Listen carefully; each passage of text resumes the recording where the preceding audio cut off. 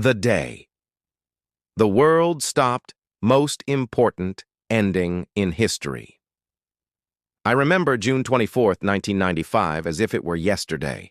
The day Ellis Park in Johannesburg stopped being just a rugby stadium and became the beating heart of a nation struggling to define itself. 65,000 people filled every corner of the stands, and the air was thick with more than anticipation. It was fear, it was hope, it was the trembling uncertainty of a people who had lived in separation for generations. That day was not just about a trophy, it was about survival. About proving to the world and to ourselves that reconciliation was not a fantasy. Around me were faces of every kind. White South Africans who had once believed Mandela was their enemy, black South Africans who had long been excluded from stadiums like this, all pressed together in nervous silence and bursts of nervous cheers. The hum of conversation felt like thunder, interrupted by moments of stillness when the weight of what we were about to witness returned to us all. Ellis Park was not just hosting a game, it was hosting the fragile hope of an entire nation. The match itself could not have been scripted with more symbolism. On one side, the All Blacks of New Zealand, the most feared rugby team in the world, carrying an aura of invincibility.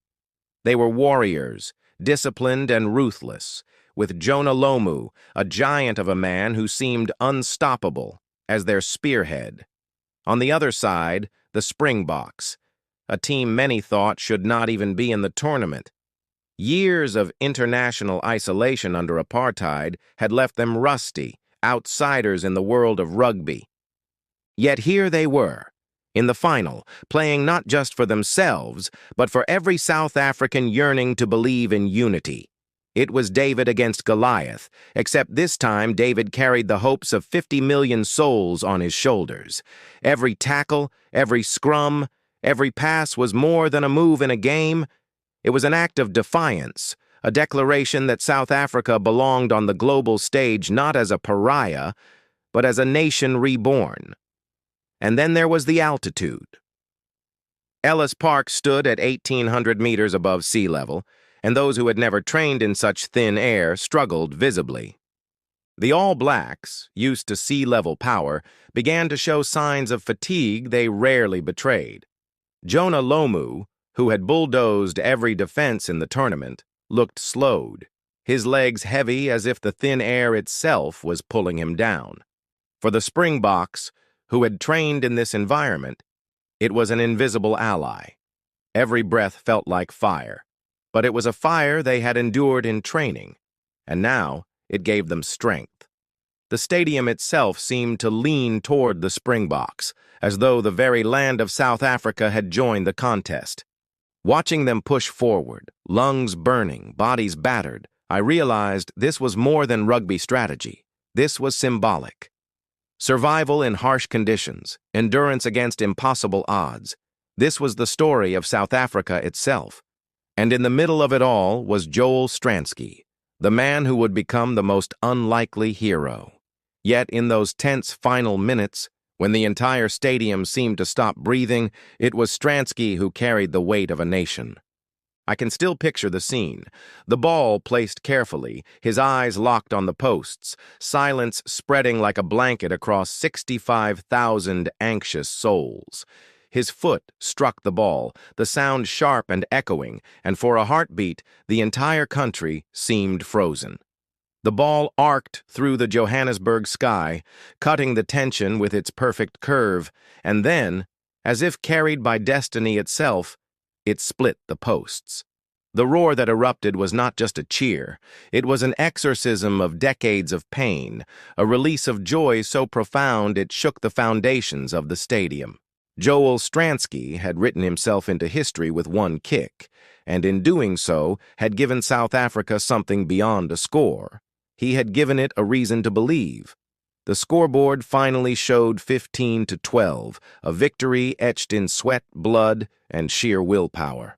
But those final moments of extra time felt endless, every second stretching into eternity. The Springboks were exhausted, their bodies at the edge of collapse, yet they refused to yield. Each tackle was delivered with the force of a nation refusing to break. Each clearance kick was an act of desperation wrapped in courage. When the referee's whistle finally sounded, the eruption of joy was deafening. Strangers hugged, tears streamed, and the impossible had been achieved. South Africa had won, but more importantly, South Africa had survived its greatest test of unity. That scoreline, 15-12, became a symbol, numbers engraved into the heart of a nation as proof that miracles were possible. Later, Ian Jones of the All Blacks put words to what we all knew deep down. You didn't have 15 players on the field, you had 16. You had Nelson Mandela. His admission was as powerful as the game itself. Mandela was more than a spectator. He was the spirit that lifted the Springboks beyond their physical limits. His decision to appear in the green jersey, wearing François Pienaar's number 6, was not a gimmick, but a masterstroke of symbolism. The man who had been imprisoned for 27 years by a regime that adored that jersey now wore it with pride. It was reconciliation stitched into fabric, forgiveness woven into cloth. The All Blacks were not just facing a rugby team, they were facing the living embodiment of unity. And in that presence, even the strongest team in the world faltered.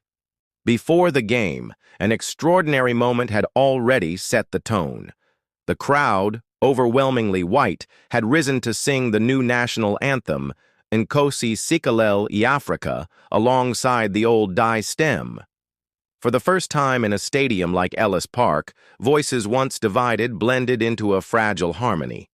It was awkward at first, hesitant, but then it grew stronger, until 65,000 people sang as one. The symbolism was staggering. The anthem had always been a battlefield of identity, but that day it became a bridge. And then came the moment no one will ever forget. Nelson Mandela stepped onto the field, smiling, wearing the green jersey with the number 6. Time seemed to stop. For a split second, there was silence, the kind that feels endless, as 65,000 people tried to comprehend what they were seeing. And then the stadium erupted, not in boos, not in protest, but in applause so thunderous it felt like the walls of Ellis Park might collapse.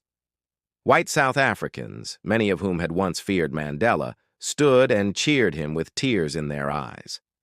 Black South Africans, who had boycotted rugby for decades, shouted the name of the Springboks with pride. It was a scene that no scriptwriter could have invented, no politician could have engineered. It was magic, raw and undeniable, the moment when the impossible became real. When Mandela handed the Webb Ellis trophy to François Pienaar, the symbolism reached its zenith. Two men, one black, one white, stood together, smiles radiant, holding aloft a trophy that was no longer just about sport, but about the rebirth of a nation. Their hands on that cup were the hands of South Africa itself, bruised and scarred, but joined at last. Pienaar, overcome, later admitted that Mandela had not just thanked him in English, but in perfect Afrikaans. "Thank you for what you have done for our country." And Pienaar, the captain raised in a world of division, replied with tears in his eyes, "No, Mr. President, thank you for what you have done for our country." That exchange, broadcast to billions around the globe, crystallized the miracle of the moment. I looked around the stands and saw something I had never thought possible. White and black South Africans crying together, hugging each other, singing together. Tears that once symbolized fear and grief now symbolized joy and unity. For 90 minutes, decades of hatred seemed to dissolve. That did not mean all wounds were healed, but it proved they could be. For the first time in my life, I saw a glimpse of Mandela's dream. A rainbow nation alive in flesh and spirit. Ellis Park became holy ground, not because of sport, but because it had witnessed forgiveness in real time. The effects of that match rippled far beyond the stadium. Almost immediately, the economy responded. The rand strengthened. Foreign investors who had hesitated now poured money into a nation they believed could stand on its own. South Africa was no longer viewed as a fragile experiment, but as a place where reconciliation could anchor stability. It seems incredible to imagine a rugby match influencing global economics, yet that is exactly what happened. That game became a signal, louder than any speech, that South Africa was open for business, open for partnership, open for a new chapter. And the world listened. Newspapers from New York to London to Tokyo carried the image of Mandela in that jersey, smiling beside Pienaar as their front-page story. For decades, South Africa had been defined by words like apartheid, oppression, segregation, and massacre. Now it was being defined by reconciliation, unity, and hope. Leaders around the globe praised Mandela not just as a politician, but as a statesman who had accomplished the impossible. Ordinary people who knew nothing about rugby saw in that match a parable about forgiveness, resilience, and the human spirit.